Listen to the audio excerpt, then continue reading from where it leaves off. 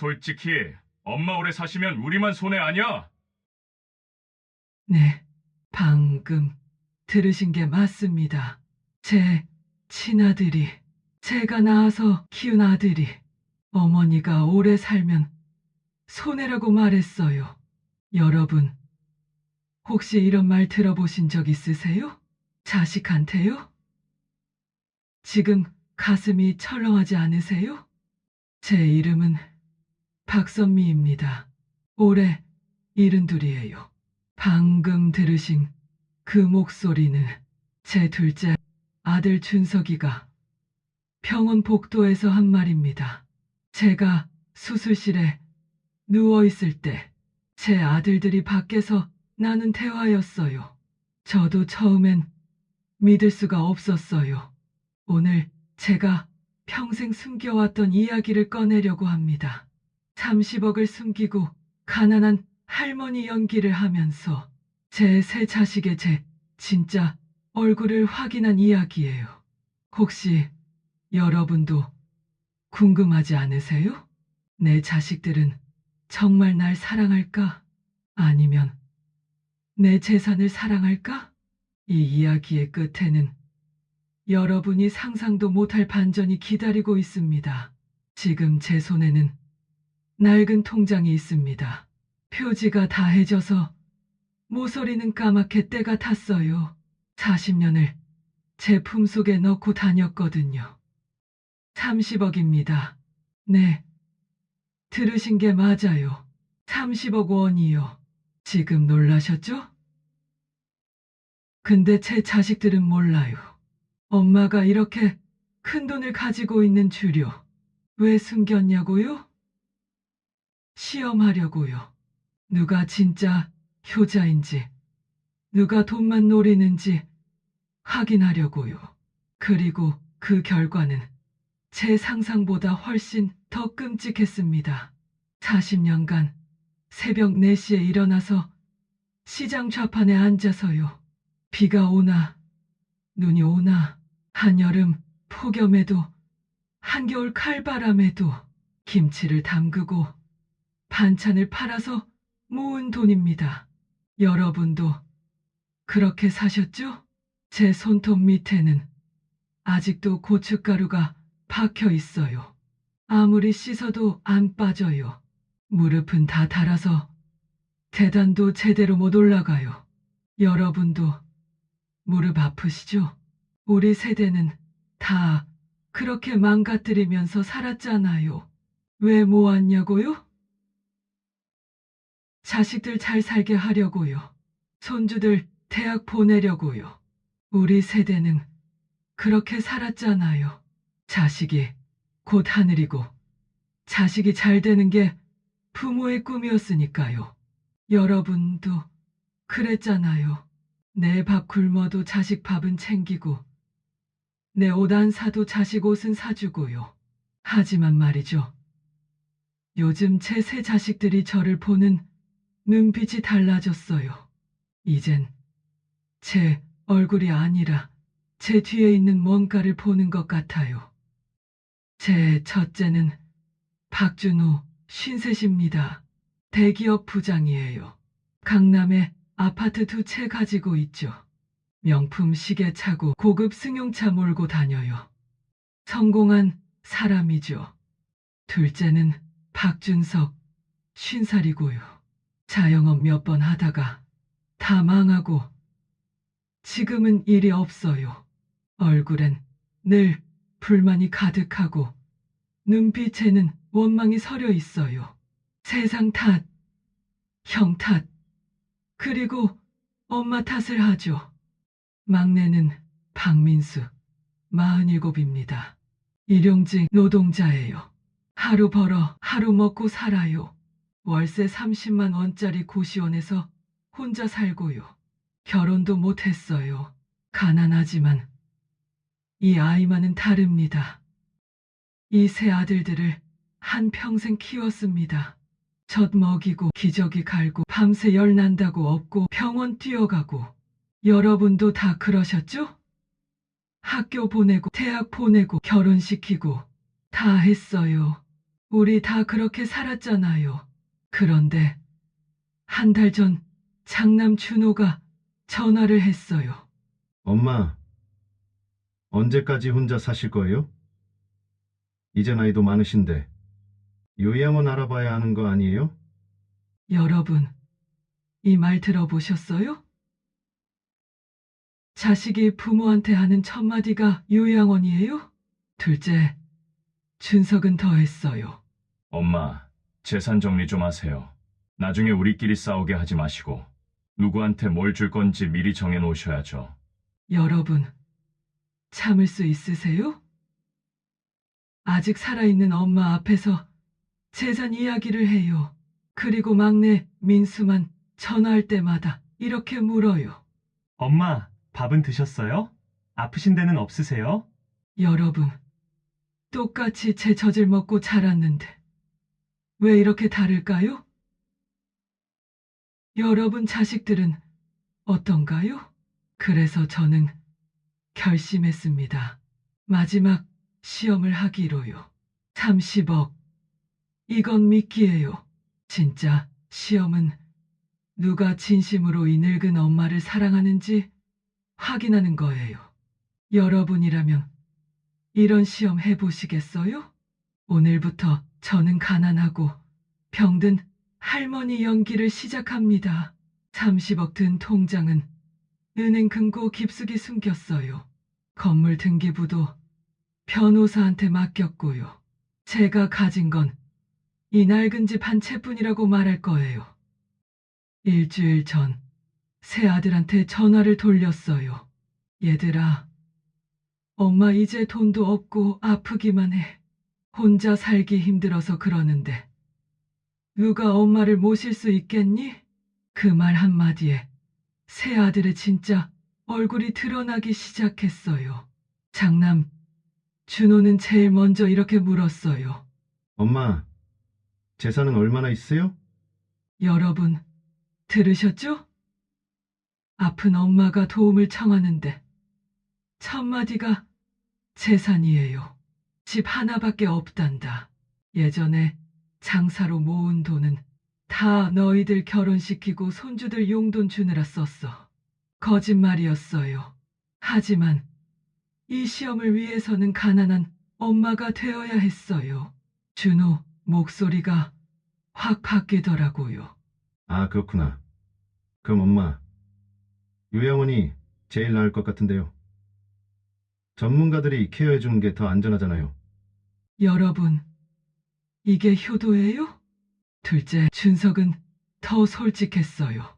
엄마 집은 얼마나 하는데요? 시세가 어떻게 돼요? 나중에 우려 나눠 가져야 하니까 알아야죠.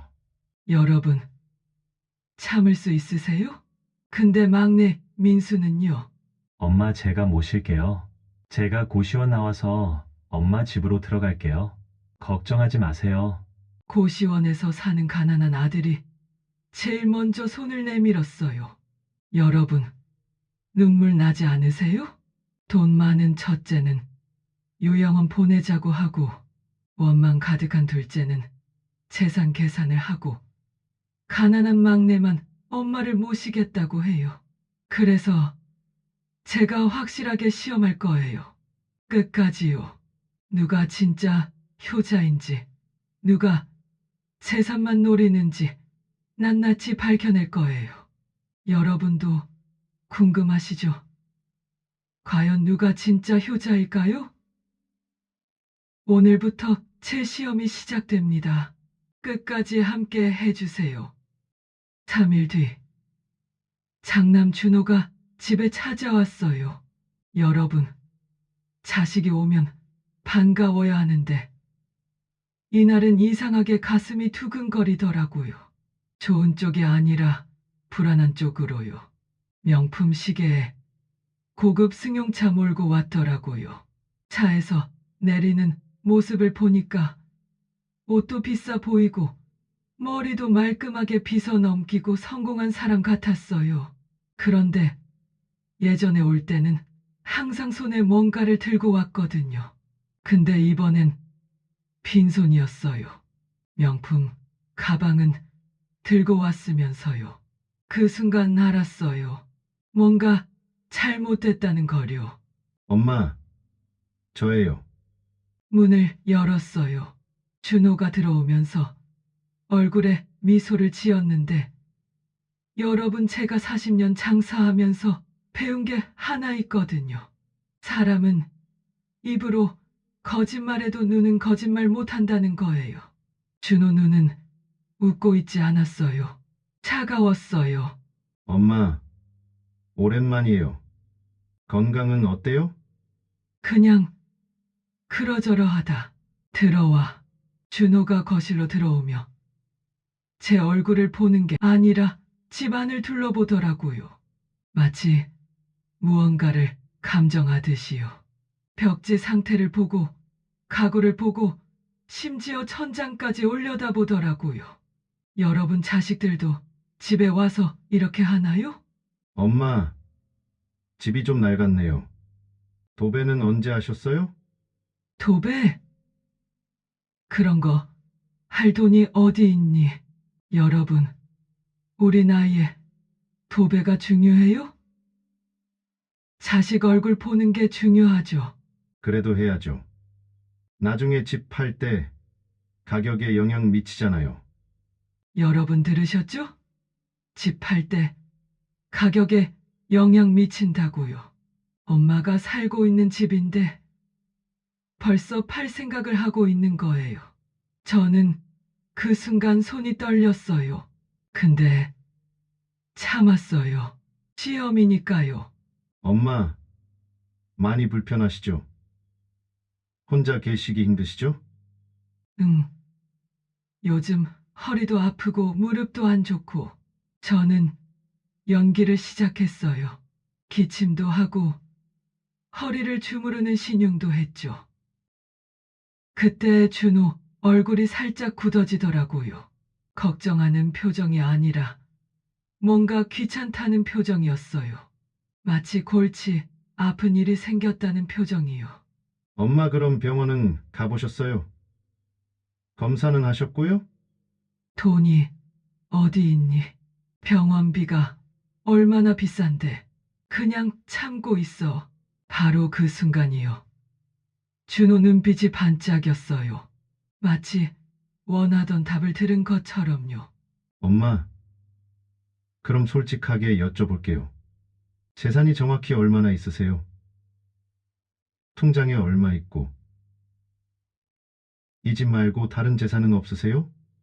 여러분 들으셨죠? 아픈 어머니 앞에서 가장 먼저 묻는 게 재산이에요. 화가 났지만 참았어요. 그게 엄마가 가진 건 이 집밖에 없구나.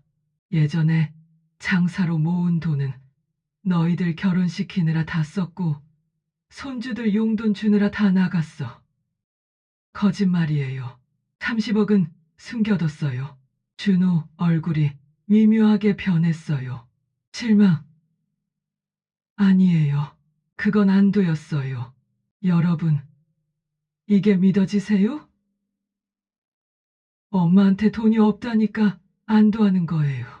마치 다행이다. 크게 기대할 게 없구나 하는 표정이었죠. 아, 그렇구나. 그럼 이 집 평수가 어떻게 되죠? 40평? 시세가 지금 얼마 정도 하려나? 글쎄, 한 5억 아니면 4억? 잘 모르겠구나. 대출은 없으시고요? 없어. 다 갚았어. 준호가 속으로 계산하는 게 보였어요. 엄마, 솔직히 말씀드릴게요. 혼자 사시기 힘드실 것 같은데 좋은 방법이 있어요. 무슨 방법? 요양원이요. 제가 알아봤는데요. 시설 좋은 데가 있어요. 간호사들도 친절하고 식사도 잘 나오고 엄마 혼자 계시는 것보다 훨씬 나아요. 여러분, 혹시 자식들한테 이 말 들어보셨어요? 요양원, 준호야. 엄마는 내 곁에 있고 싶구나. 손주들 얼굴도 보고 싶고. 엄마, 제 입장도 생각해줘요. 저도 애들 키우고 회사 다니고 바쁘다고요. 마누라도 일하는데 어떻게 엄마를 모셔요?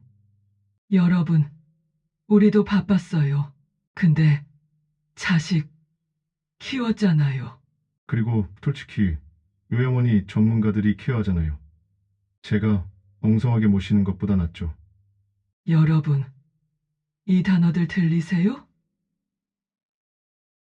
자식이 엄마를 모시는 게 엉성하다고요.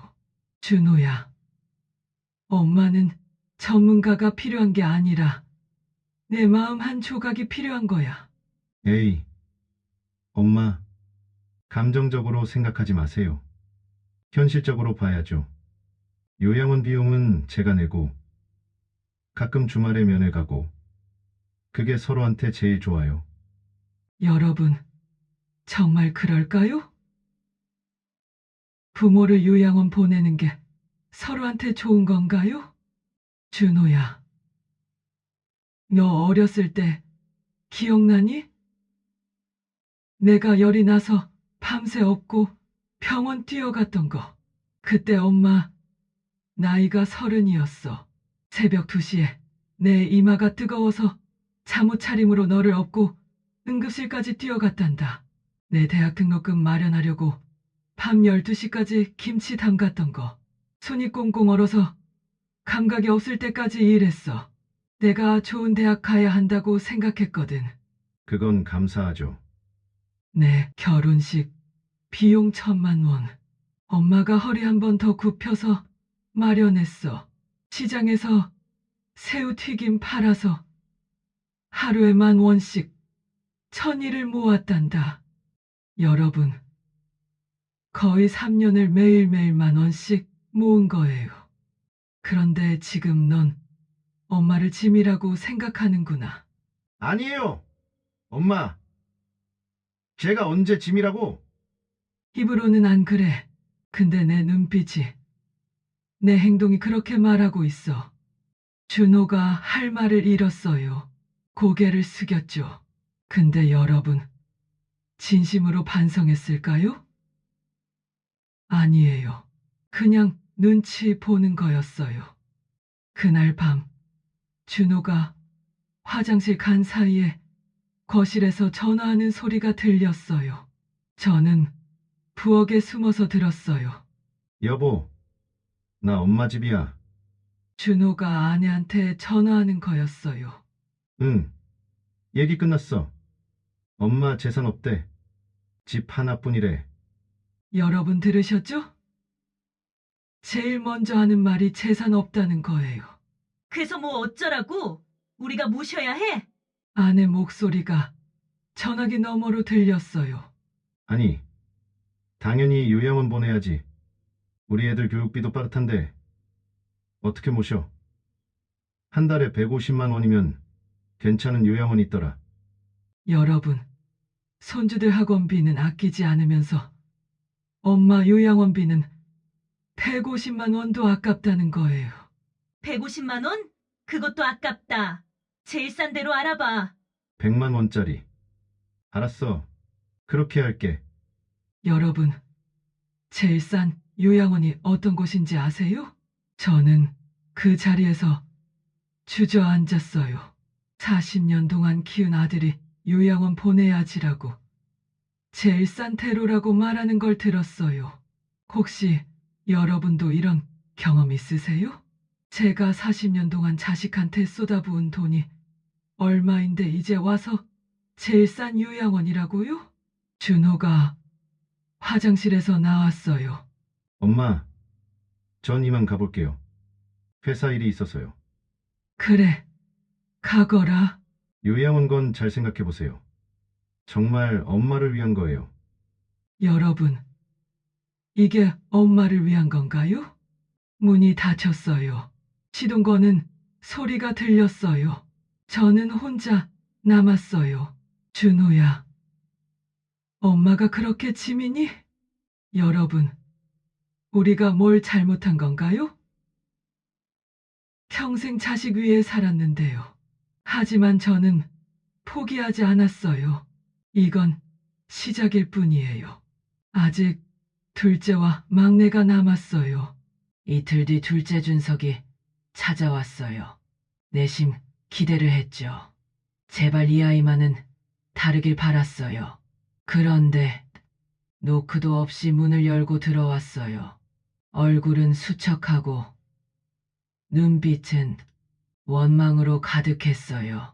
첫눈에 알았죠. 이 아이는 형보다 더 힘들 거라는 걸요. 엄마, 그 한마디에서 차가움이 느껴졌어요. 여러분, 자식이 엄마라고 부를 때 따뜻함이 없으면 어떤 기분인지 아세요? 칼로 찌르는 것 같아요. 준서가, 어서 와. 아들을 안으려고 다가갔는데 준석이가 제 손을 뿌리쳤어요. 믿어지세요? 자식이 엄마 손을 뿌리쳤어요. 여러분, 이런 경험 있으세요? 얼마나 아픈지요. 엄마, 이제 와서 그러지 마세요. 준서가, 무슨 소리니? 엄마는 평생 저한테 잘못했어요. 잘못했다고요? 여러분, 듣고 계세요? 평생 잘못했대요. 저는 항상 형 뒤에 가려져 있었어요. 형은 대학 등록금도 다 대주고 결혼 자금도 1,000만 원 주고 저는 장학금 받으라고 했잖아요. 여러분, 이 말을 들었을 때요. 제 가슴이 찢어졌어요. 혹시 여러분도 자식한테 이런 말 들어보셨어요? 사실이에요. 인정해요. 장남한테 더 많이 줬어요. 여러분도 그러셨을 거예요. 안 그래요? 옛날에는 장남이 중요하다고 생각했잖아요. 왜냐면 그때는 그게 맞다고 생각했거든요. 장남은 가족을 책임져야 한다고. 장남이 잘 돼야 집안이 일어선다고. 옛날 사람 생각이죠. 잘못된 생각이었을지도 몰라요. 준서가, 엄마가 미안하다. 엄마도 완벽하지 않았어. 그때는 그게 옳다고 생각했는데. 미안하다고 끝이에요. 그 한마디면 다예요. 저는 평생 형 그늘에 가려서 살았어요. 학교 운동회 때도 엄마는 안 왔잖아요. 다른 애들은 엄마가 도시락 싸 와서 같이 먹는데 저는 혼자 편의점 김밥 먹었어요. 이 말 들으니 제 가슴이 무너졌어요. 맞아요. 못 갔어요. 여러분, 고백할게요. 그날 저는 시장에 있었어요. 새벽 4시부터 나가서 김치를 팔고 있었어요. 준석이가 혼자 서 있던 운동회 날 좌판에 앉아서 손님을 기다리고 있었어요. 여러분도 그러셨죠? 생계 때문에 자식 행사 못 간 저기요. 그 죄책감 아시죠? 졸업식 때도 안 오셨잖아요. 형 졸업식은 가셨으면서. 그날은 형이 대학 졸업식이었고 너는 고등학교 졸업식이었잖니. 둘이 시간이 겹쳐서. 그래서 형을 선택하신 거잖아요. 늘 그랬어요. 늘 형이 먼저였어요. 준석이 원망 섞인 목소리가 점점 커졌어요. 형은 새 옷 사주고 저는 형 물려받은 옷 입고 형은 학원 보내주고. 여러분, 혹시 자식들한테 차별한 적 있으세요? 제 눈에서 눈물이 주르륵 흘러내렸어요. 여러분, 저도 사람이에요. 완벽한 엄마가 아니었어요. 실수도 많이 했고, 잘못도 많이 했어요. 하지만 준석이가 비웃었어요. 지금 와서 우는 거로 뭐가 달라져요? 제 인생은 이미 망가졌어요. 형처럼 대기업 다니지도 못하고 장사도 다 망하고 결혼도 실패하고 다 엄마 때문이에요. 다 엄마 때문이라고요. 이게 들리세요? 자기 인생 실패를 다 엄마 탓으로 돌리는 거예요. 저는 그 순간 깨달았어요. 이 아이는 자기 인생의 모든 실패를 엄마 탓으로 돌리고 있다는 걸요. 혹시 여러분 자식들도 이런가요? 자기가 잘못된 건 다 부모 탓이라고 하나요? 준서가. 제가 눈물을 닦으며 조용히 말했어요. 엄마가 너한테 소홀했던 건 인정한다. 형한테 더 많이 준 것도 인정해. 하지만 말이다. 하지만 뭐예요? 그게 오늘 내가 할 선택의 변명이 될 수는 없단다. 뭐라고요? 준석이 눈을 부라렸어요. 넌 지금 내 인생의 실패를 엄마한테 떠넘기고 있어. 장사가 망한 것도, 결혼이 깨진 것도, 그게 다 엄마 탓이니? 여러분, 제 말이 맞죠? 부모가 완벽하지 않다고 해서 자식이 실패해도 되는 건 아니잖아요. 맞아요. 엄마가 저한테 제대로 해줬으면, 제가 형만큼 지원받았으면 저도 성공했을 거예요. 아니란다. 제가 단호하게 말했어요. 여러분, 이 순간 힘들었어요. 근데 진실을 말해야 했어요. 너희 형도 똑같은 조건에서 자랐어. 아니, 어쩌면 형이 더 힘들었을지도 몰라. 장남이라는 짐을 지고 살았으니까. 그런데 형은 적어도 성공은 했잖니. 그건 형이 운이 좋았던 거죠? 운? 아니다. 그건 선택이야. 여러분도 그렇게 생각하시죠? 인생은 결국 선택이잖아요. 준서가, 엄마가 완벽하지 않았다고 해서 너의 과거의 서운함이 오늘 내가 어떤 사람이 될지를 결정하진 않는단다. 준석이 얼굴이 붉어졌어요. 화가 난 거예요. 그럼 이제 와서 뭘 어쩌라고요? 제 인생은 이미 망가졌는데, 그리고 엄마도, 준석이가 거실을 둘러봤어요. 엄마도 이제 돈도 없잖아요. 형한테 들었어요. 집 하나뿐이라고. 그것도 나중에 형이랑 민수랑 나눠야 하는데, 제가 뭘 받아요? 돈, 재산. 결국 이 이야기로 돌아왔어요.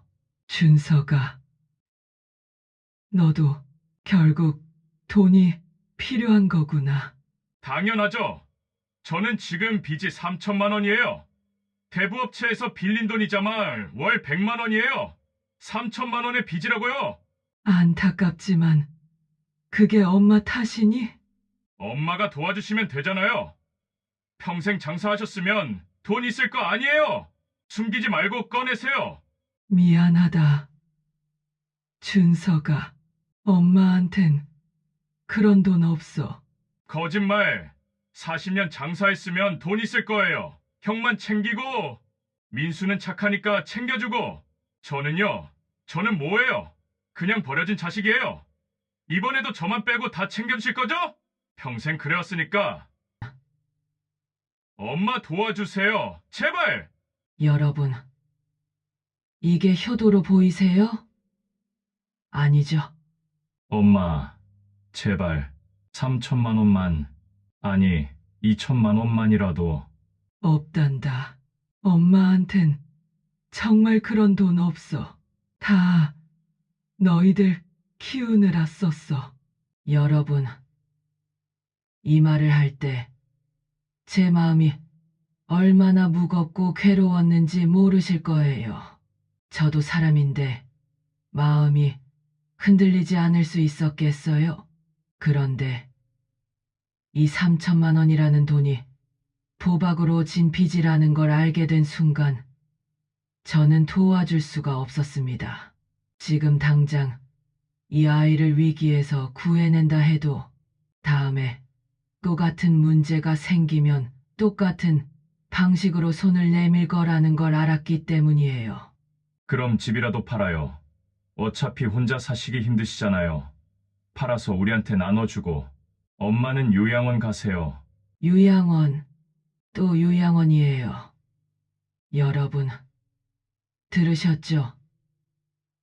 형도 유양원, 이 아이도 유양원이에요. 화나지 않으세요? 그럼 우리가 한 명당 1억 5천씩 받잖아요. 제 빚도 갚고 새로 사업도 시작할 수 있어요. 제 집을 팔아서 자기 빚을 갚고 사업을 시작하겠다고요? 여러분, 이게 자식이에요? 이게 사람이에요?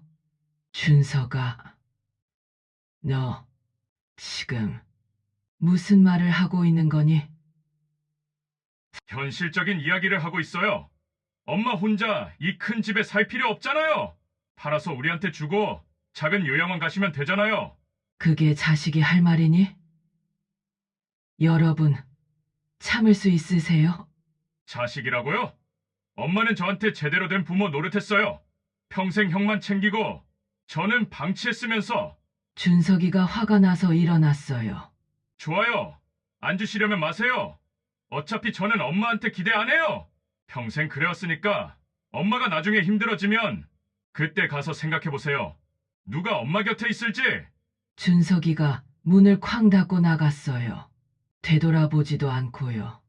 여러분, 이게 제가 키운 둘째 아들이에요. 원망으로 가득 찬 과거에 갇혀서 엄마를 돈으로만 보는 아들. 혹시 여러분 자식들도 이런가요? 있으시면 댓글로 말씀해 주세요. 저는 바닥에 주저앉았어요. 가슴이 너무 아파서 숨을 쉴 수가 없었어요. 여러분도 이런 기분 아시죠?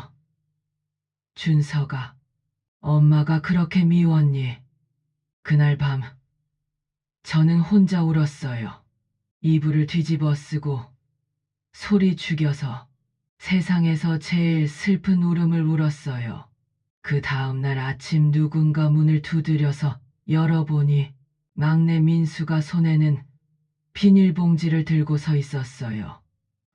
엄마, 어제 형이 왔다 갔죠? 형한테 전화 왔었어요. 엄마한테 소리 지르고 나왔다고. 민수가 제 얼굴을 보더니 눈물을 글썽였어요. 엄마, 우셨죠?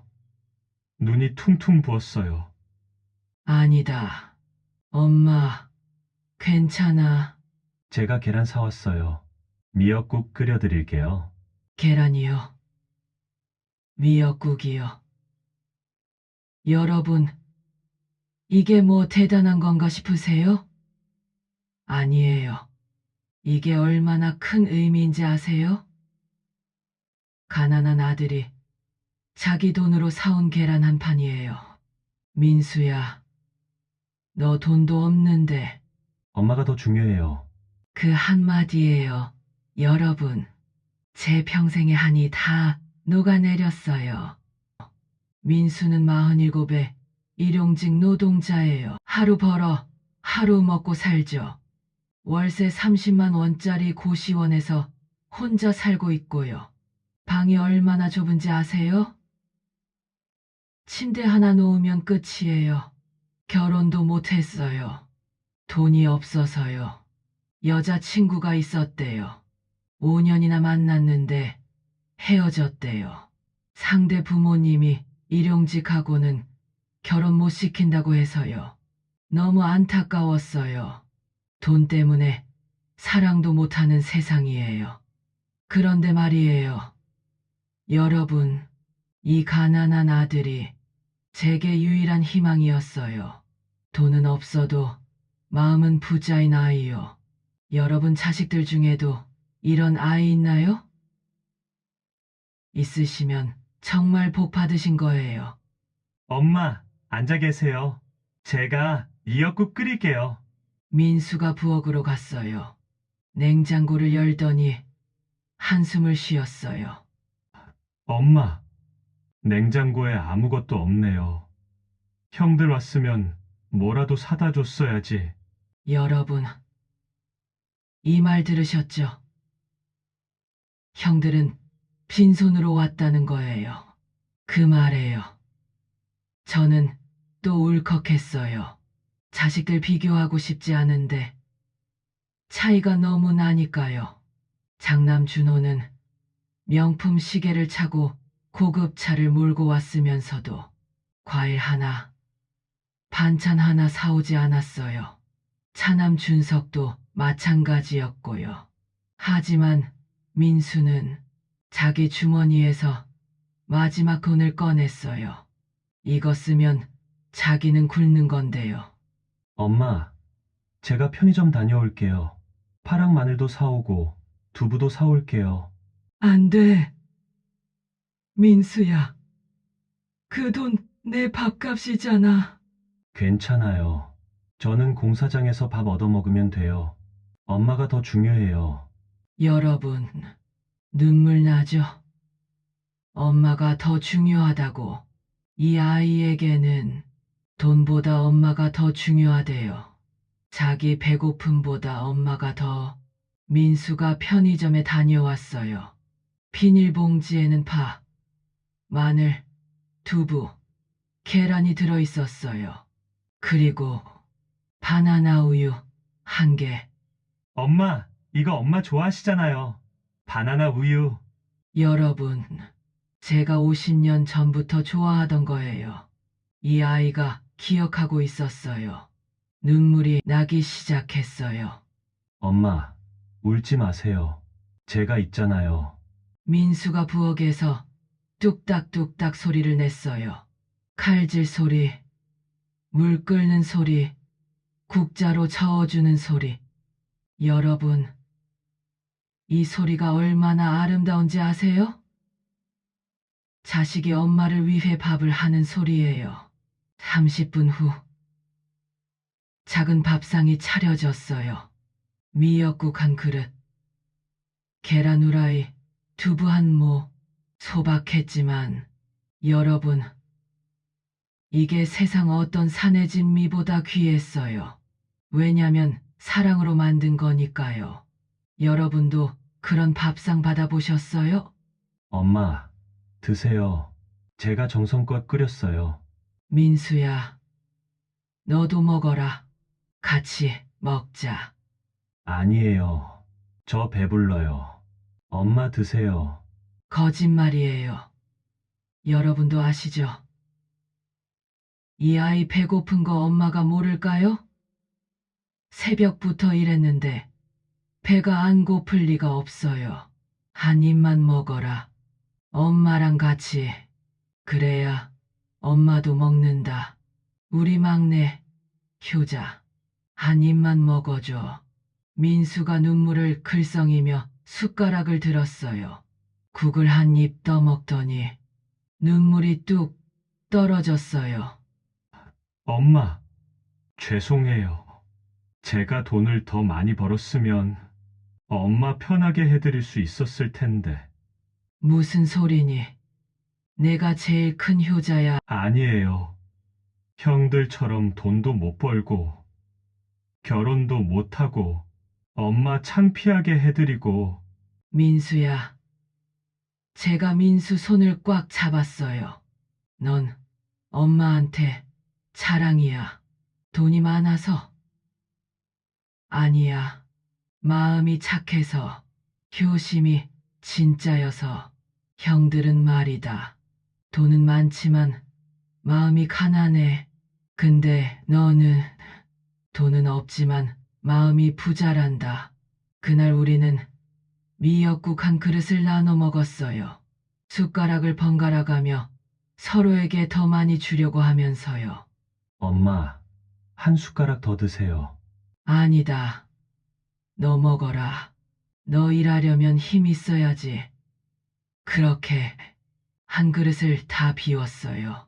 여러분, 텅 빈 그릇이 이렇게 아름다울 수가 없어요. 왜냐면 사랑으로 비운 거니까요. 민수가 그날 밤 제 곁에 있어줬어요. 좁은 방바닥에 이불 하나 깔고 옆에서 자면서요. 이게 얼마만인지. 엄마, 추우시면 이불 더 덮으세요. 전 괜찮아요. 민수야, 너 내일 일 나가야 하는 거 아니니? 괜찮아요. 엄마, 곁에 있고 싶어. 여러분, 이게 진짜 효자예요. 가난하지만 진심이 있어요. 돈은 없지만 사랑이 있어요. 형들하고 비교가 되죠. 돈 많은 형들은 요양원 보내자고 하고 가난한 막내는 곁에 있고 싶다고 해요. 새벽 5시 민수가 일어났어요. 조용히 저를 깨우지 않으려고요. 근데 저는 자는 척하고 민수가 뭘 하나 봤어요. 민수는 부엌으로 가서 냉장고를 열고 제가 어제 못 먹은 미역국을 용기에 담았어요. 그리고 쪽지를 썼어요. 엄마, 출근했어요. 점심때 이거 데워 드세요. 파란 버튼이 데우기예요. 오늘도 사랑해요. 민수. 오늘도 사랑한다고요. 여러분, 형들은 한 번도 그런 말 안 했어요. 근데 막내는 매일 그렇게 말해요. 민수가 조용히 현관문을 나갔어요. 새벽 어둠 속으로요. 하루 9만 원 받는 일용직 현장으로. 여러분, 9만 원이에요. 한 달 일해도 270만 원밖에 안 돼요. 거기서 월세 30만 원 내고 밥값 쓰고 남는 게 뭐가 있겠어요. 저는 일어나서 창문으로 봤어요. 민수가 걸어가는 뒷모습이 보였어요. 구부정한 어깨, 낡은 작업복, 해진 운동화.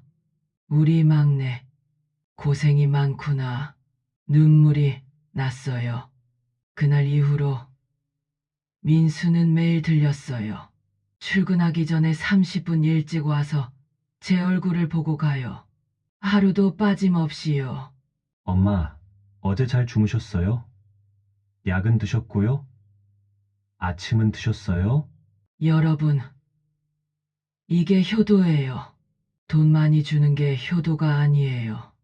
이렇게 얼굴 보러 오는 게 효도예요. 일주일이 지났어요. 민수가 저녁에 왔어요. 손에 봉지를 들고요. 엄마, 오늘 반장님이 보너스 주셨어요. 5만 원. 오, 그래? 우리 민수 잘했네. 그래서 엄마 좋아하시는 호떡 사왔어요. 같이 먹어요. 호떡이요. 여러분, 이게 뭔지 아세요? 민수가 어렸을 때 제가 장사하면서 하나씩 먹였던 거예요. 그것도 기억하고 있더라고요. 민수야, 넌 왜 이렇게 착하니? 엄마가 그렇게 키우셨잖아요. 엄마 닮은 거예요. 여러분, 눈물 나죠? 저는 그날 깨달았어요. 진짜 효심은 돈이 아니라 마음이라는 걸요. 진짜 부자는 통장 잔고가 아니라 사랑의 양이라는 걸요. 여러분도 그렇게 생각하시죠? 그리고 결심했어요. 30억. 그 돈은 진짜 효자에게 가야 한다고요. 그리고 일주일 뒤 제게 진짜 위기가 찾아왔어요. 새벽 3시. 세상이 제일 조용하고 제일 외로운 시간. 그 시간에 제 가슴이 진짜로 아팠어요. 연기가 아니라 이번엔 진짜였어요. 숨을 쉴 수가 없었어요. 가슴을 쥐어짜는 것 같은 통증이었어요. 혹시 여러분도 가슴 통증 경험해 보셨어요? 그럼 아실 거예요. 이게 얼마나 무서운지요. 아파. 저는 바닥에 쓰러졌어요. 핸드폰을 찾으려고 손을 뻗었는데 힘이 없었어요. 여러분, 이 순간이 제일 무서웠어요. 혼자 죽는 건가 싶었어요. 이렇게 아무도 모르게요. 협심증이었어요. 72세 노인의 심장은 이미 한계였던 거예요. 여러분도 조심하세요. 우리 나이에는 언제 무슨 일이 생길지 몰라요. 검진 꼭 받으세요. 새벽 6시. 민수가 출근하기 전에 들렸어요. 여러분, 기억하시죠? 매일 그랬듯이요. 이 아이가 아니었으면 저는 아마 죽었을 거예요. 민수가 저를 발견했어요. 바닥에 쓰러진 저를요. 여러분, 상상해 보세요. 자식이 엄마가 쓰러진 걸 발견하는 순간을요. 엄마, 정신 차리세요. 엄마. 떨리는 손으로 민수가 119에 전화했어요. 저보세요. 우리 엄마가 숨을 못 쉬어요. 주소는. 민수 목소리가 울먹였어요. 10분 후 앰뷸런스가 왔어요. 사이렌 소리가 새벽거리를 울렸어요. 민수가 함께 탔어요. 제 손을 꼭 잡고요. 엄마, 괜찮아요. 제가 옆에 있어요. 제가 여기 있어요. 저는 희미한 의식 속에서 민수 얼굴을 봤어요. 눈물 범벅이 된 얼굴을요. 엄마, 저 버리고 가시면 안 돼요. 제발. 여러분, 자식이 이렇게 울면 죽을 수가 없어요. 살아야겠다고 생각했어요. 병원에 도착했어요. 응급실이었어요. 하얀 천장, 밝은 조명, 의사들이 뛰어다니는 소리. 여러분도 응급실 가보셨죠? 그 분위기 아시죠? 의사가 나왔어요. 보호자분이십니까? 네, 제가 아들입니다. 민수가 대답했어요. 환자분 상태가 심각합니다. 협심증으로 보이는데 당장 수술을 해야 합니다. 스텐트 시술이 필요해요. 수술비는 얼마나 나올까요? 민수가 떨리는 목소리로 물었어요. 약 3천만 원 정도 예상됩니다. 스텐트 시술과 입원비 포함해서요. 3천만 원. 여러분, 이 숫자 들으셨죠? 민수 통장에는 80만 원이 전부였어요. 한 달 동안 모은 돈 전부였어요. 3천만 원이 필요한데 80만 원밖에 없어요. 일단 수술 먼저 해주세요. 제가 돈 마련할게요. 여러분, 이 말 들으셨어요? 돈도 없으면서 수술부터 하래요. 보증금으로 일단 1,000만 원 입금해 주셔야 합니다. 1,000만 원. 알겠습니다. 민수가 당황했어요. 1,000만 원이요? 여러분, 이 아이한테 1,000만 원은 1년치 월급이에요. 저는 수술실로 들어갔어요. 의식이 희미해지면서 민수 목소리가 멀어졌어요. 엄마. 민수는 복도에 주저앉았어요. 그리고 핸드폰을 꺼내 형들한테 전화를 했어요. 첫 번째는 장남 준호에게 걸었어요. 형, 저 민수예요. 엄마가 쓰러지셨어요. 뭐? 엄마가? 네, 지금 수술 중이에요. 협심증이래요. 심각하대요. 그래서? 그래서라고? 어머니가 수술대에 누워있는데 그래서라고 묻는 거예요. 저는 그 얘기 듣고 분노하기 시작했어요. 형, 수술비가 3천만 원이래요. 제 돈으론 안 돼요. 형이 좀 도와주세요. 야, 너 정신 있어? 3천만 원을 어떻게 갑자기 구해? 나도 지금 애들 학원비 내고 대출 이자 내느라 빠듯하다고. 이게 말이 돼요? 애들 학원비는 있는데 엄마 수술비는 없대요. 형, 그래도 우리 엄마잖아요. 엄마한테 돈 있잖아. 집 팔면 되지. 집 팔면 되다니. 어머니가 수술대에서 죽을지 살지 모르는데 집부터 팔라고 하는 거예요. 형, 수술이 급해요. 지금 당장. 아, 나 지금 회사야. 중요한 회의 있어. 나중에 전화할게. 이러더니 전화를 끊었어요. 이 아이는 회의가 더 중요했어요. 엄마보다요. 민수가 손을 떨었어요. 두 번째 전화를 걸었어요. 차남 준석한테요. 형, 엄마가 지금 수술 중이에요. 협심증으로요. 수술? 무슨 수술? 신장 수술이요. 스텐트 시술인데 수술비가 3천만 원이래요. 후하, 3천만 원? 야, 너 나한테 전화 잘못 건 거다. 나는 지금 빚만 3천만 원이야. 여러분, 웃었어요. 엄마가 수술대에 누워있는데 웃었어요. 형, 그래도 우리 엄마잖아요. 셋이서 나눠서라도. 엄마? 나한테 평생 뭐 해준 게 있다고? 형만 챙기고 나는 방치했으면서 이제 와서 효도하라고? 야, 민수야. 준석이 목소리가 낮아졌어요. 솔직히 말해. 엄마 죽으면 우리가 집 팔아서 나눠 가지면 되잖아. 형, 그게 무슨 소리예요? 엄마가 지금 죽을 수도 있다고요. 어차피 70 넘은 노인네 수술해봤자 얼마나 더 사냐? 준석도 전화를 끊어버렸어요. 민수는 혼자 울었어요. 복도 바닥에 주저앉아서요. 형들은 아무도 오지 않았어요. 수술비를 내겠다는 사람도 없었어요. 단 한 명도요. 그때 수술실 문이 열리고 의사가 나왔어요. 보호자분, 수술은 성공했습니다. 하지만 계속 입원 치료가 필요합니다. 감사합니다. 정말 감사합니다.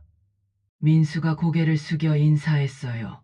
이 아이 혼자 다 감당하고 있어요. 그런데 수술비 입금 확인이 안 됐는데요. 제가 지금 마련하겠습니다. 민수는 핸드폰으로 대출 앱을 열었어요. 여러분, 이거 아세요? 급전 대출, 고금리 대출, 이자율 연이 10%. 위험한 거예요. 하지만 어쩌겠어요? 엄마를 살려야 하는데요. 대출 가능 금액 1,500만 원. 부족했어요. 민수는 자기 물건들을 팔기 시작했죠. 노트북 30만 원, 핸드폰 40만 원, 시계 10만 원. 그래도 부족했어요. 가진 전부를 다 팔았어요. 공사 현장 반장한테도 전화했어요. 반장님, 죄송한데 월급 미리 좀 받을 수 있을까요? 제발요. 엄마가 수수하셨어요. 제발 부탁드립니다. 알았어. 일주일치만 먼저 줄게. 80만 원. 민수는 돈을 계산했어요. 대출 1,500만 원, 물건 판돈 80만 원, 월급 선불 80만 원, 총 1,660만 원. 아직도 1,340만 원이 부족했어요. 그때였어요. 병원 복도 끝에서 장남 준호랑 차남 준석이 나타났어요. 형들을 보자 민수가 달려갔어요. 여러분, 혹시 형들이 도우러 온 걸까요? 하지만 두 형의 얼굴에는 걱정이 아니라 계산이 가득했어요. 그리고 그들이 꺼낸 첫 마디는 엄마 수술 끝났어? 응, 성공했어. 그래서 얼마나 더 사실 것 같은데? 얼마나 더 사실 것 같냐고요. 이게 사람이에요? 이게 자식이에요? 어머니가 수술대에서 간신히 살아났는데 얼마나 더 살 것 같냐고 묻는 거예요. 저는 그날 밤 병실 침대에 누워서 큰 아들과 둘째가 복도에서 하는 충격적인 이야기를 들었어요. 밤 10시 병원은 조용했고 복도에 형광등만 깜빡이고 가끔 간호사 발소리만 들리는 그런 시간이에요. 민수는 잠시 집에 가서 옷을 가져오겠다고 나갔고 두 형제만 남았죠. 여러분, 이 순간이에요. 제가 진실을 알게 된 순간이요. 저는 눈을 감고 숨소리를 고르고 자는 척했어요. 그러자 복도에서 목소리가 들렸어요. 차남 준석이가 형, 우리 진지하게 이야기 좀 하자. 뭔데? 엄마 말이야. 이제 혼자 사시기 힘들잖아. 우리 중 누가 모실 거야? 제 가슴이 두근거리기 시작했어요. 난 못 모셔. 우리 마누라가 싫어해. 나도 못 모셔. 나 혼자 사는데 어떻게 모셔? 제 가슴이 찢어지는 것 같았어요. 두 아들이 누가 엄마를 모실 것인가가 아니라 어떻게 하면 안 모실 수 있는가를 논의하고 있었어요. 그럼 어떡하지? 민수한테 맡길까? 민수, 떼돈도 없는데 어떻게 모셔? 고시원에 사는데 그럼 유양원? 또 나왔어요. 이 단어가요. 요양원이 제일 싼가? 응. 한 달에 150만 원 정도. 우리 셋이서 나누면 한 명당 50만 원씩. 50만 원씩. 여러분, 저는 제 귀를 의심했어요. 제 자식들이 저를 비용으로 계산하고 있었어요. 한 달에 50만 원씩 부담이라고요. 근데 형, 수술비 3천만 원은 어떻게 할 거야? 당연히 엄마 집 팔아서 내야지. 집 팔면 얼마 나와? 시세로 한 5억. 대출 빼면 4억 정도? 제가 아직 살아있는데 제 집을 팔 생각을 하고 있어요. 오, 그럼 우리 셋이 나누면 한 명당 1억 3천. 근데 수술비 3천 빼면 한 1억씩. 이 순간 저는 깨달았어요. 제 자식들한테 저는 사람이 아니었어요. 계산의 대상이었어요. 처리해야 할 짐이었어요. 그때 차남 준석이 말했어요. 근데 형, 솔직히 말해서 엄마 오래 사시면 우리만 손해 아니야?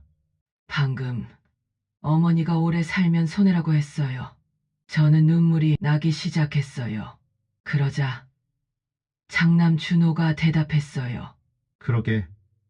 요양원비 매달 150만 원씩 나가면 1년에 1,800만 원이잖아. 만약 5년만 사셔도 9천만 원인데 5년이면 집값의 거의 4분의 1이 날아가는 거네? 계산하고 있어요. 엄마가 얼마나 오래 살면 얼마나 손해인지요. 그러니까 차라리 준호 목소리가 낮아졌어요. 자연스럽게. 자연스럽게요. 여러분, 무슨 뜻인 것 같아요? 그 순간 저는 제 귀를 의심했어요. 설마 이 자식들이 형, 그게 무슨 소리야? 아니, 내 말은 자연스럽게 가시게끔 굳이 무리한 치료 안 하고 그냥 편하게 가시게. 제 첫째 아들이 엄마를 일찍 보내자고 말하고 있어요. 저는 이불 속에서 온몸이 떨렸어요. 분노로요. 슬픔으로요. 배신감으로요. 믿을 수가 없었어요. 형, 그래도 그건 좀... 왜? 어차피 70 넘으면 언제 가셔도 이상하지 않잖아. 무리하게 치료해서 고생만 시키는 것보다 자연스럽게. 저는 이불 속에서 떨었어요. 입을 손으로 막고 소리 죽여서 울었어요. 그럼 어떻게 할 건데? 설마 치료 안 시킬 건 아니지? 아니지. 일단 기본 치료는 하되 추가 수술이나 비싼 치료는 거부하는 거지. 엄마가 원치 않으신데요라고 하면 되잖아. 엄마가 원치 않는다고요? 여러분, 제가 언제 그런 말을 했어요?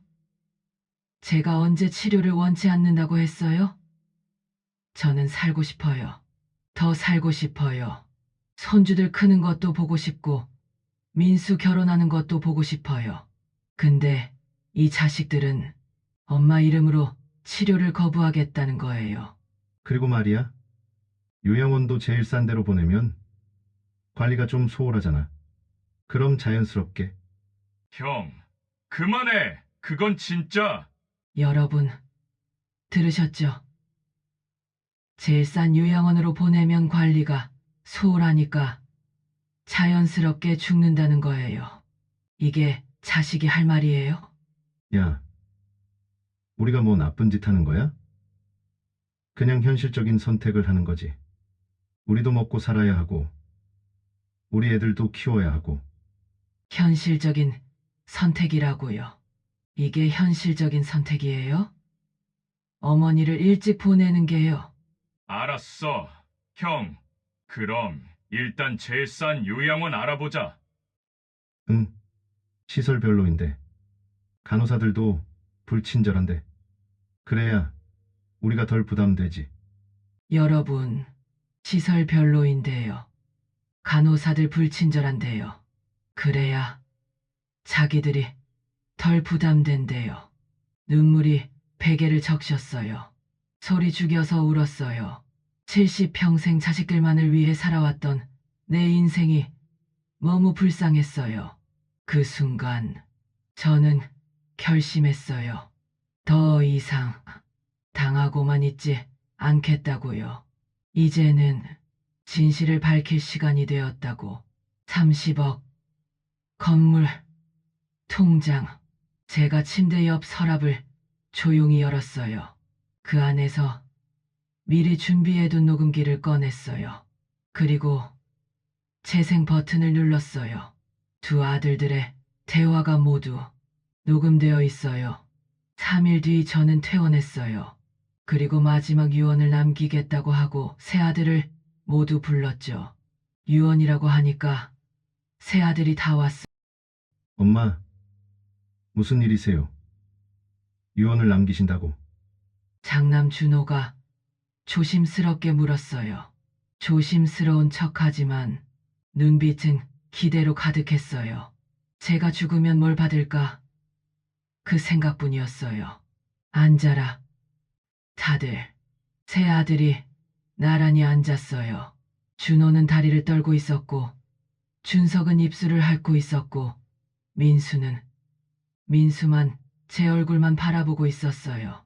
걱정스러운 표정으로요. 엄마, 그래서 무슨 말씀 하시려고? 차남 준석이 초조하게 물었어요.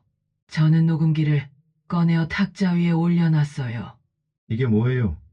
엄마? 조용히 해. 지금부터 너희들이 병원에서 한 말을 들려주마. 순간 거실 공기가 얼어붙었죠. 준호 얼굴이 하얗게 변하고 준석은 침을 꿀꺽 삼켰어요. 민수는 무슨 일인지 몰라서 고개를 갸우뚱했고요. 재생 버튼을 눌렀어요. 그러자 준호랑 준석 목소리가 거실에 울려 퍼졌어요. 둘이 병원에서 나누었던 대화가요. 엄마? 이게 준호가 말을 더듬었어요. 조용히 하라고 했다. 제 목소리가 거실을 가득 채웠어요. 여러분, 저 이때 정말 강했어요. 72년을 살며 쌓인 힘이 나왔어요. 요양원이 제일 싼가? 응, 한 달에 150만 원 정도. 우리 셋이서 나누면 한 명당 50만 원씩. 형들! 이게 무슨 소리예요? 민수가 떨리는 목소리로 물었어요. 하지만 두 형은 대답하지 못했어요. 입만 벙긋거렸어요. 엄마? 이건 우리가 그냥 준호가 변명하려 했어요. 닥쳐. 제가 그를 막았어요. 여러분, 이런 말 써본 적 있으세요? 자식한테요? 저도 처음이었어요. 근데 할 수 있었어요. 아직 안 끝났어. 더 들어봐. 차라리 자연스럽게 가시게끔 굳이 무리한 치료 안 하고 그냥 편하게 가시게. 준호가 말을 잃었어요. 준석은 고개를 들지 못했어요. 민수가 형들을 향해 정말 이런 말을 했어요? 어머니를 일찍 보내자고? 편하게 가시게 하자고? 민수야, 우리가 그런 뜻으로 한 말이 아니라 그럼 무슨 뜻이에요? 어떤 뜻으로 그런 말을 해요? 민수가 울부짖었어요. 무릎을 꿇고 주먹으로 바닥을 쳤어요. 엄마가 우릴 얼마나 힘들게 키우셨는데, 얼마나 고생하셨는데. 저는 그때 민수가 진짜 기특했어요. 이 아이만은 정말 다르구나 싶었어요. 그때였어요. 저는 조용히 말했어요. 다들 나를 봐라. 세 아들이 저를 봤어요. 너희들이 궁금해하던 거 이제 말해주마. 저는 서랍에서 봉투 하나를 꺼냈어요. 두툼한 봉투였어요. 엄마, 재산이 얼마냐고. 집 하나뿐이라고 생각했지? 30억이다. 뭐라고요? 준호가 믿을 수 없다는 표정으로 물었어요. 입이 떡 벌어졌어요. 들은 대로다. 30억, 40년간 장사해서 모은 돈이다. 그리고 이 집 말고도 건물이 2채 더 있다. 강남에 하나, 여기 근처에 하나, 합치면 총 50억이다. 그럼 왜 지금까지 가난한 척 하셨어요? 시험이었다.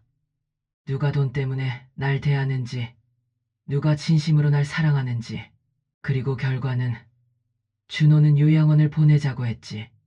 엄마가 짐이라고 준석이 넌 평생 원망만 했지. 내 인생 실패를 엄마 탓으로 돌렸지. 그리고 엄마가 오래 살면 손해라고 너희는 자식이 아니다. 그 한마디에 거실의 공기가 얼어붙었어요. 2 형이 울부짖었어요. 하지만 저는 돌아서지 않았어요. 마음을 굳게 먹었어요. 그리고 막내 민수를 봤어요. 민수야, 넌 달랐어. 돈도 없고 집도 없고 아무것도 없으면서 엄마한테 라면 한 그릇을 끓여줬지. 수술비 3천만 원을 마련하려고 내 물건 다 팔고 고금리 대출 받고 그렇게 했지. 민수가 고개를 숙였어요. 당연한 거예요. 엄마, 아니다. 세상에 당연한 건 없어. 그건 사랑이야. 저는 봉투를 민수한테 건넸어요. 이 모든 재산, 50억 전부 너한테 준다. 엄마, 저는 민수 손이 떨렸어요. 뭐, 준호랑 준석이 동시에 소리쳤어요. 여러분, 예상하셨죠? 엄마, 그게 무슨 말이에요? 우린요. 너희는 아무것도 받을 자격이 없다. 너희는 엄마를 돈으로 봤어. 짐으로 봤어. 심지어 일찍 보내려고까지 했어. 그 놈들한테 내가 평생 모은 돈을 줄 수는 없어. 엄마, 그건 우리가 잘못 생각했어요. 정말 미안해요. 준호가 무릎을 꿇었어요. 엄마, 제발 한 번만 용서해주세요. 준석도 무릎을 꿇었어요. 이제와 너희가 무릎 꿇는 건 돈 때문이지. 엄마 때문이 아니잖니? 그 한마디예요. 2 형은 할 말을 잃었어요. 다시는 내 앞에 나타나지 마라. 2 아들은 돌아갔고 거실에는 저랑 민수만 남았어요. 엄마, 저는 이 돈 필요 없어요. 그냥 엄마가 건강하시면 알아. 아들아. 그래서 너한테 주는 거야. 진짜 효심은 계산이 아니라 마음이거든. 여러분, 어떠세요? 시원하시죠? 악한 자식들은 벌을 받고 진짜 효자는 보상을 받았어요. 6개월 뒤 저랑 민수의 삶은 어떻게 되었을까요? 그동안 많은 일이 있었어요. 좋은 일도 힘든 일도요. 그렇지만 행복했어요. 진짜로요. 민수랑 함께 사니까 웃음소리가 끊이질 않아요. 집 안의 공기가 달라졌어요. 아침마다 민수가 환하게 웃으며 어머니, 오늘 날씨 정말 좋네요. 산책 나가실래요? 그래, 좋지. 우리 아들이랑 같이 가면 더 좋고. 여러분, 자식이랑 산책해 보셨어요? 이게 얼마나 행복한지 아세요? 민수는 이제 일용직을 그만뒀어요. 50억 중에서 5억만 써서 저랑 함께 작은 식당을 시작했어요. 나머지는 그대로 두고요. 매일 아침 6시에 일어나 민수와 함께 시장에서 제일 싱싱한 재료를 고르러 가요. 민수가 제 팔을 꼭 잡고 엄마, 천천히 가세요. 넘어지시면 안 돼요.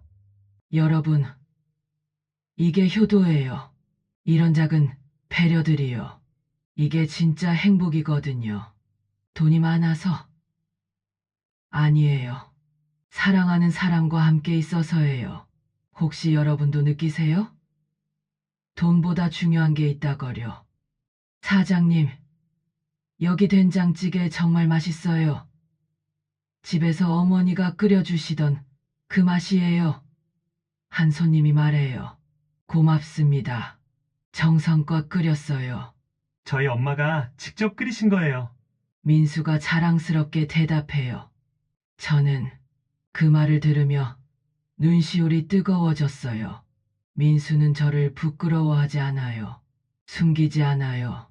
오히려 자랑해요. 72세 할머니 엄마를요. 그때 누군가 식당 문을 열었어요. 준호였어요.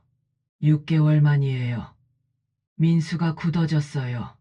준호는 많이 변해 있었어요. 수척해진 얼굴, 초라한 옷차림, 명품 시계도 없었어요.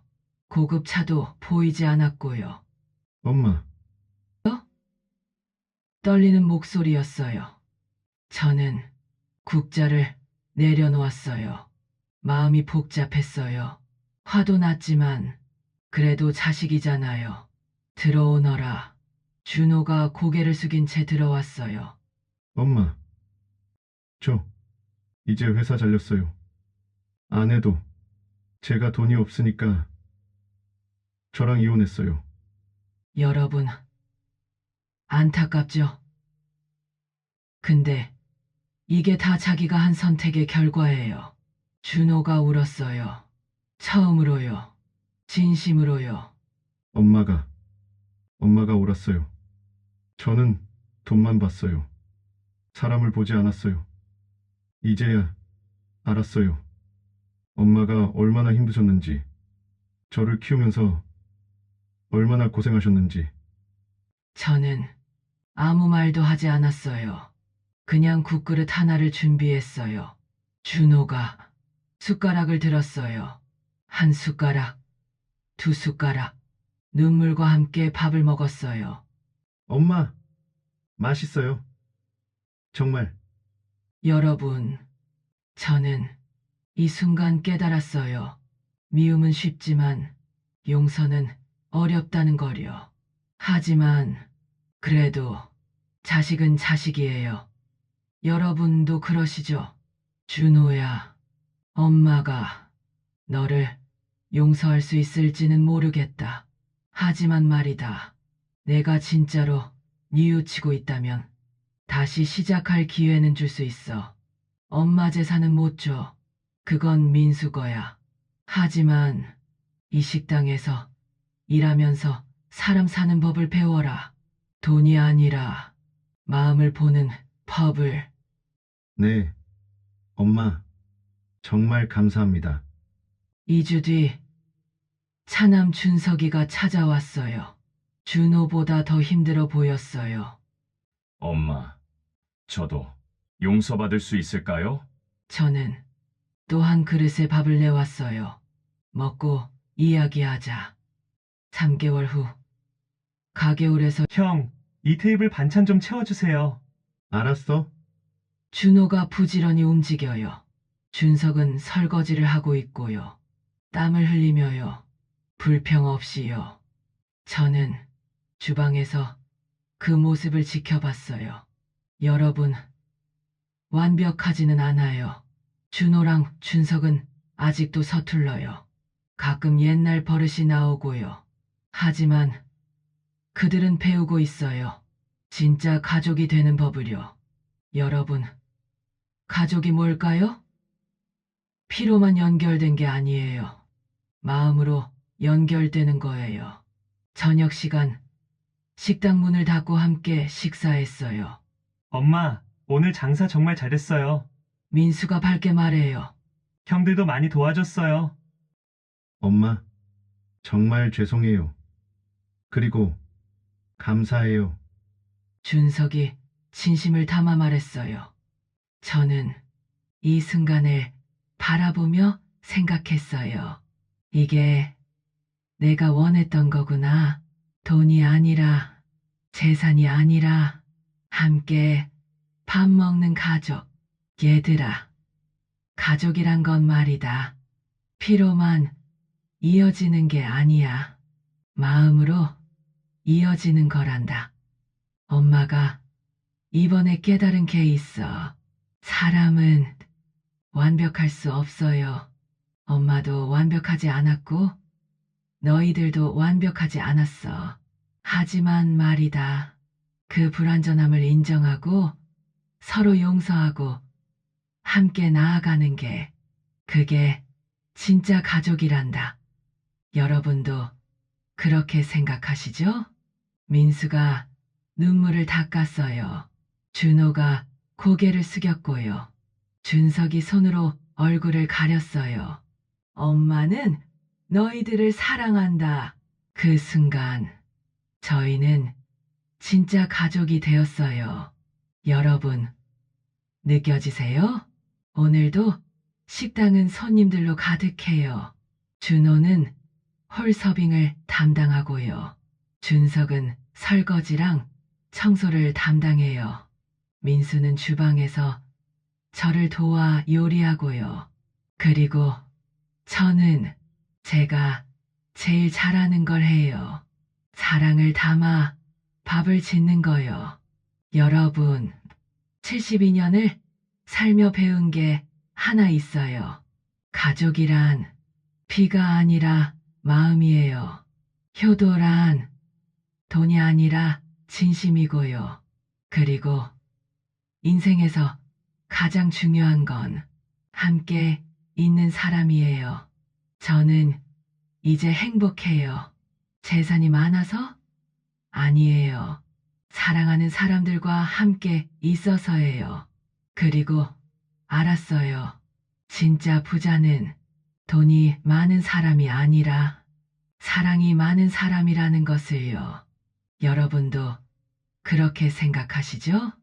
여러분, 제 이야기 들어주셔서 정말 감사해요. 혹시 여러분도 비슷한 일을 겪고 계신가요? 자식들 때문에 마음 아프신가요? 아니면 부모님한테 잘못했던 기억이 있으신가요? 댓글로 여러분의 이야기를 나눠주세요. 나도 이런 자식을 뒀다. 우리 자식들은 효자다. 나도 부모님한테 미안한 게 있다. 뭐든 좋아요. 여러분 한 분 한 분의 이야기가 누군가한테는 큰 위로가 돼요. 그리고 이 영상이 도움이 되셨다면요. 좋아요랑 구독 눌러주세요. 여러분의 응원이 더 좋은 이야기를 만드는 힘이 돼요. 알림 설정까지 해주시면 새로운 이야기가 나올 때마다 바로 보실 수 있어요. 건강하세요, 여러분. 행복하세요. 그리고 사랑하는 사람들과 많은 시간을 보내세요. 돈은 나중에 벌 수 있어도 시간은 되돌릴 수 없으니까요. 다음에 또 좋은 이야기로 찾아뵐게요. 구독하신 분들은 곧 만나요. 사랑합니다. 여러분, 안녕히 계세요.